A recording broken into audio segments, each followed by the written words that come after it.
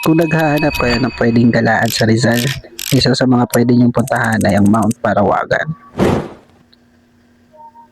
Sa mga first timer na pupunta pa lamang, dito, kung familiar kayo sa Wawa, dito kakanan kayo papuntang Mount Parawagan at dire-diretso na yan. Sa umpisa medyo okay naman yung daan kasi sementado pa at kadalasan medyo paahon kaya konting alalay lang sa mga kapwa nating driver dyan, mga motorista or mga nakasasakyan naman. And sa oras na to medyo hindi gaanong matao kasi mga tanghali na kami umakyat ng partner ko eh.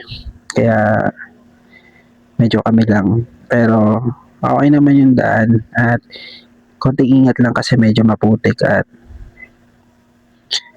madulas. Dito nagpahinga muna kami sa Silayan at Kapihan. Maganda yung view nila dito. May mga pagkain sa mga gusto dyang mag-stop over muna para kumain. Pwede kayong pumunta dito at dumaan. I-post nyo na lang yung video kung gusto nyo makita yung menu.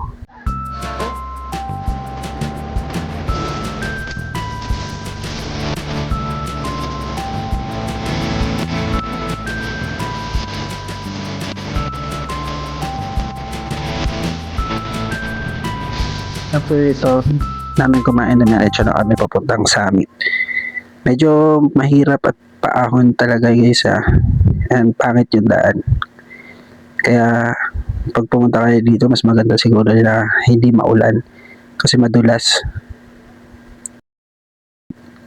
More on malubak at maputik.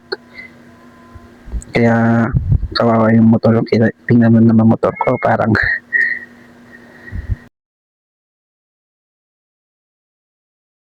pero okay naman, nag-enjoy naman kami. May mga kasabay pala ako dito nung tumakit ako.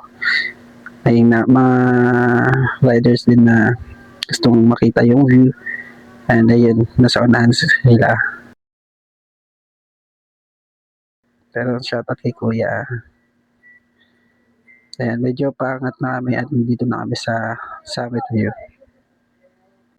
Tapos nandito na kami sa taas. Ayan, bumaba na ako, makiat na ako para makita. Kasi slide din ako. Ganun. Ganun yung reaction mo.